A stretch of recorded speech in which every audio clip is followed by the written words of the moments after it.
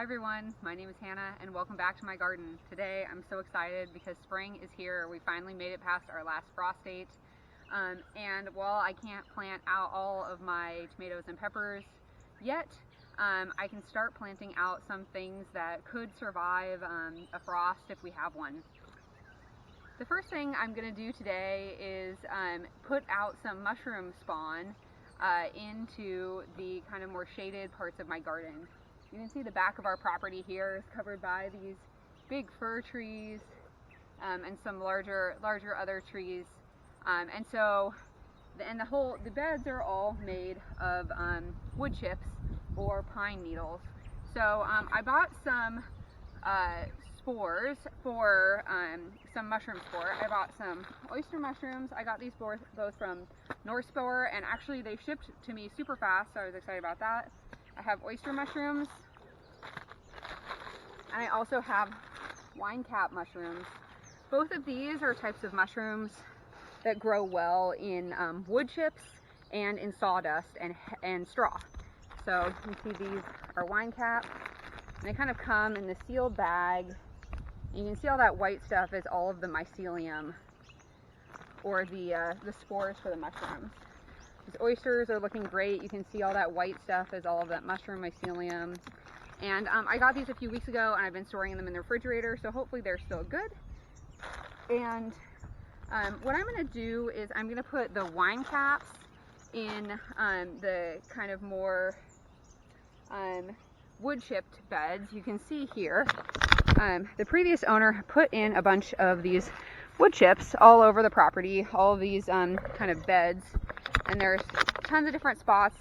And I'm going to pick kind of the more shaded areas to put in the Winecaps, and I'm going to put the oysters back here underneath these fir trees. And I'm going to lay down the mycelium, and then you're going to see I'm going to cover it in straw. So mushrooms need to be really moist. They don't like to be exposed. And so for the oysters, I'm just going to lay them on top of all of the wood chips and pine needles and leaves that are already there. And then I'm going to lay this down and put straw on top of that. The Winecaps, their brochure said that they prefer to be on the actual soil, so in contact with the soil. So I've raked back the wood chips. I'm going to put the Winecap spores into that area and then cover them again with wood chips and add a little bit more mulch. So that's my plan, and I'm going to show you as I go. So here we are under my trees. You can see there's a really thick layer of these pine needles and leaves and all of this other brush, and the soil is very moist here. And so I'm going to use my oyster spawn, and I'm just going to break this up and lay it down here. And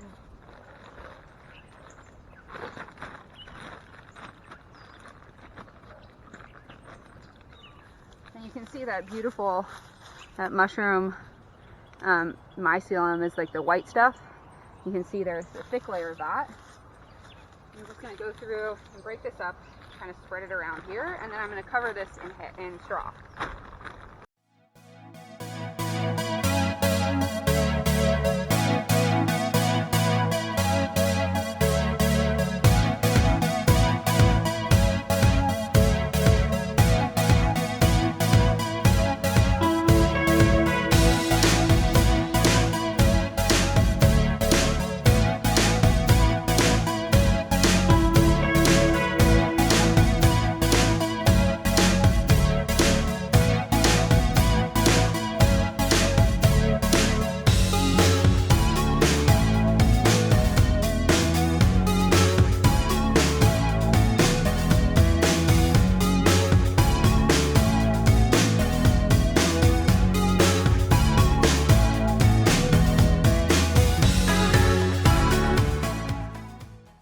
While I was laying the straw in this area, I realized I forgot to tell you guys two caveats. The first is that the bag of myceliums, a bag of spores that I bought, is supposed to cover about a 16 square foot area, and that's about the same size as the area I have there. And then the second thing is that where I'm placing these spores, this area has a lot of pine needles, and pine needles can tend to be quite acidic. I did some research to see if I could plant in pine needles, and I couldn't really find anything in relation to Winecap or oyster mushrooms, so I'm not sure, but this, just like anything in my garden, is an experiment. So let me turn you guys around to where I'm going to be placing the winecap mushrooms. So this is the first of the areas I'm going to put the winecap mushroom spores. I just raked the wood chips off of this area. This area is mostly shaded, and I know that it'll probably be good for mushrooms because I found some non-edible native mushrooms right here in this area. So you can kind of see there's a bunch of white stuff in here, which I think are spores of these other mushrooms. So hoping that these wine caps will be able to take up here, and if not, I have a few other areas I'm going to be planting them. And you can see my little dog, as usual, has joined me in the garden today. Her name is Stella, and so far Stella has not shown any interest in eating any of these spores, so I think we're going to be in the clear for having her get into these areas. She's not a big fan of human food as it is.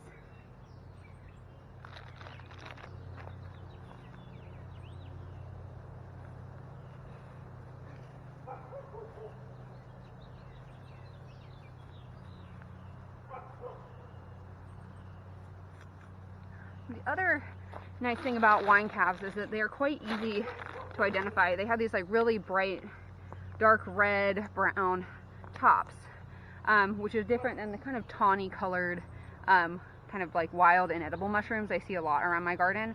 So hopefully that'll be easy to identify which ones are edible and which ones are not. So let's move. I've got an area near my house that I'm gonna continue placing the rest of these spores. So this is the last spot I'm going to be putting mushrooms.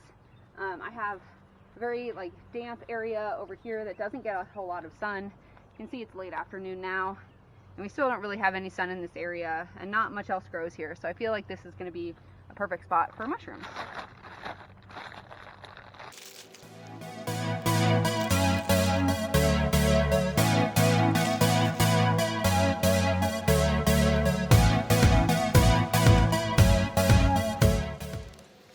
So now that I've finished placing all my mushrooms, I'm going to take you guys to the top of my garden and move on to my next little task for the evening. Welcome to my completely transformed container garden. My bags are doing super well. All my greens, you can see here, this is my neighbor's dog Ella, who's come to visit. My greens are doing really well. Mustard is growing like crazy. It's time to harvest some spinach. Ella, get out of there. And tonight I am going to be planting the first of my kind of tender crops, the ones that aren't cold hardy at all. And I'm going to be planting out my tomatillos. Now the reason for that is that my tomatillos have gotten so tall that they're flopping over all over the place, and they really need to be transplanted.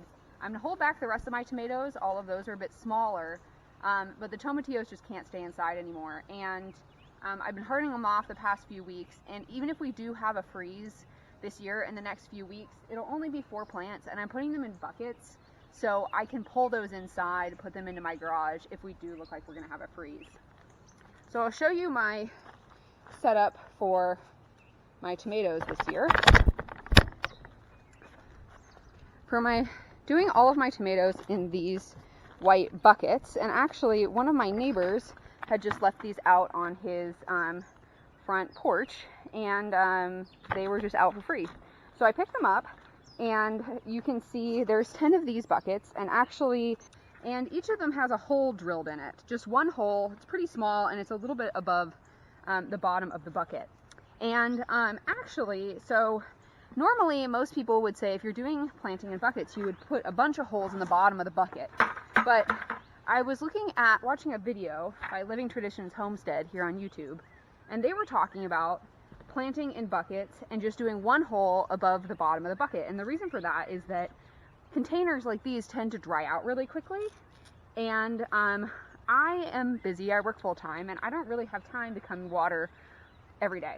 So I'm hoping that it'll work with just one hole. If not, I'll be able to lift up the buckets and put more holes in the bottom if it looks like there's too much water in the bucket. So what I've done, on the bottom of these, I put a layer of kind of like leaves and mulch and things, and that's to help with drainage.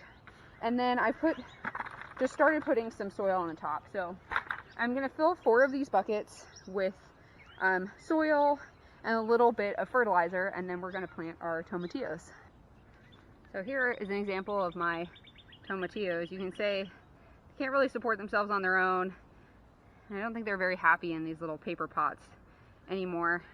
So what I'm going to do is I filled my bucket most of the way up with soil, and I'm just going to scoop a little bit of fertilizer in there to give them the best chance they've got. Just going to mix that in a bit, and then I'm going to dig these down. And with tomatoes and tomatillos, you see all these little hairs? Those can all grow roots. So what I'm going to do, I'm actually just going to pinch off these kind of lower leaves here. Encourage it to bush up a bit.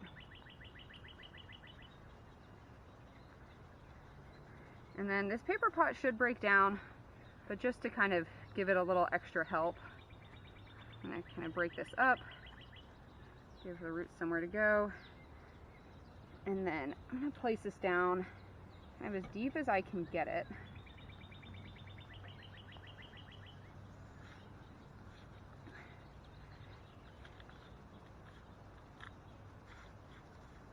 And then I'm going to put more soil on top. So I'm kind of covering all of those little hairy bits, and those will all grow roots. So planting these deep down is supposed to get a better root structure, and it'll help these tomatillos get a little bit more stability because they're falling over on themselves.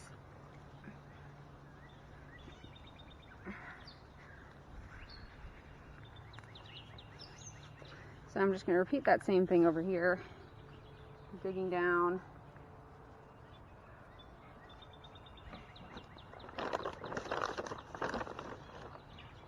Putting in a little bit of fertilizer. Mix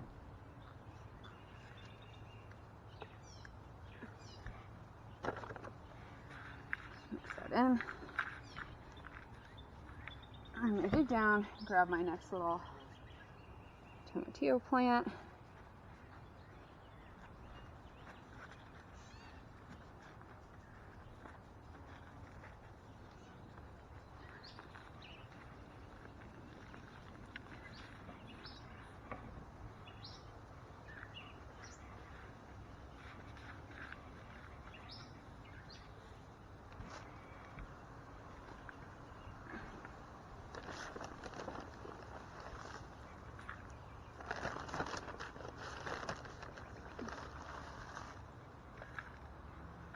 So I've got 2 more tomatillos I'm going to plant tonight, but I will do that off camera.